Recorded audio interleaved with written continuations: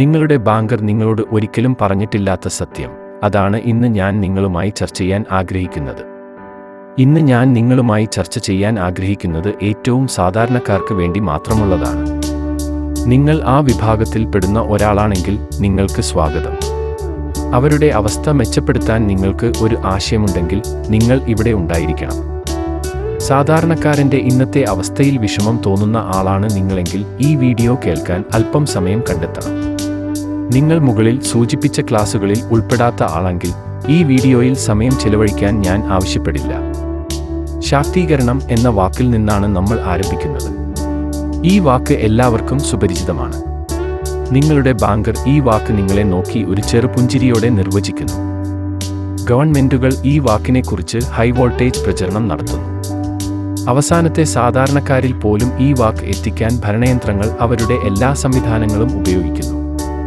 ഇപ്പോൾ നിങ്ങളുടെ ആത്മാവിനും മനസ്സിനും പൂർണ്ണമായ വിശ്രമം. ഒരു നല്ല ഉറക്കത്തിനു ശേഷം അടുത്ത ദിവസം നിങ്ങളുടെ മനസ്സിൽ ഒരു മധുരസ്വപ്നം നിലനിർത്തിക്കൊണ്ട് നിങ്ങൾ ബാങ്കറെ സമീപിക്കും. അല്പം പോലും പിരിമുറുക്കമില്ലാതെ ബാങ്കർ തന്റെ ചരക്ക് നിങ്ങൾക്ക് എളുപ്പത്തിൽ വിൽക്കുന്നു. ഒരു ബാങ്കിൽ വിൽക്കുന്ന ചരക്ക് എന്താണ്? ഒരു നവജാത ശിശുവിന് പോലും ബാങ്ക് എന്താണ് ചെയ്യുന്നതെന്ന് അറിയാവുന്നതിനാൽ വിശദാംശങ്ങളുടെ ആവശ്യമില്ല.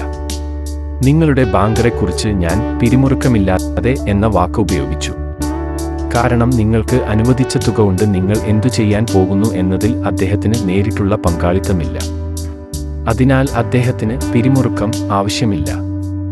പദത്തിന്റെ അർത്ഥം ഇപ്പോൾ മാറിയിരിക്കുന്നു. തുക അനുവദിക്കുന്നതിന് മുമ്പ് നിങ്ങളുടെ ശാക്തീകരണം എന്ന പദമാണ് അദ്ദേഹം ഉപയോഗിച്ചത്, അല്ലേ? എന്നാൽ തുക അനുവദിച്ചതിന് ശേഷം അതേ ബാങ്കർ നിങ്ങൾക്ക് നൽകിയ പണം നിർവചിക്കാൻ ആ പദം ഉപയോഗിക്കില്ല. ശാക്തീകരിക്കുക എന്ന പദമാണ് ഞാൻ ഉദ്ദേശിക്കുന്നത്. ശാക്തീകരണം എന്ന പദത്തിന് ഇപ്പോൾ എന്ത് സംഭവിച്ചു? ആ വാക്ക് ഇപ്പോൾ നിലവിലില്ല. അതിനാൽ ബാങ്കറെ സംബന്ധിച്ചിടത്തോളം നിങ്ങളുടെ ശാക്തീകരണം എന്ന് അദ്ദേഹം നിങ്ങളോട് വിവരിച്ച ആ പഴയ വാക്ക് ഇപ്പോൾ നിങ്ങൾക്ക് അനുയോജ്യമല്ല. കാരണം നിങ്ങൾ ബാങ്കിന്റെ കടക്കാരൻ എന്ന പദം ആയിത്തീർന്നു. നിങ്ങൾ ബാങ്കിൽ നിന്ന് എടുത്ത പണം നിങ്ങളുടെ കടം എന്ന പദം ആയിത്തീർന്നു. ഇനി ചിന്തിക്കൂ, ആരാണ് ഈ സാഹചര്യത്തിൽ ശാക്തീകരിക്കപ്പെടാൻ പോകുന്നത്? നിങ്ങളോ നിങ്ങളുടെ ബാങ്കോ? ഇപ്പോൾ ഞാൻ ഈ ചോദ്യം നിങ്ങളുടെ സൂക്ഷ്മപരിശോധനയ്ക്ക് വിടുന്നു. Thank you.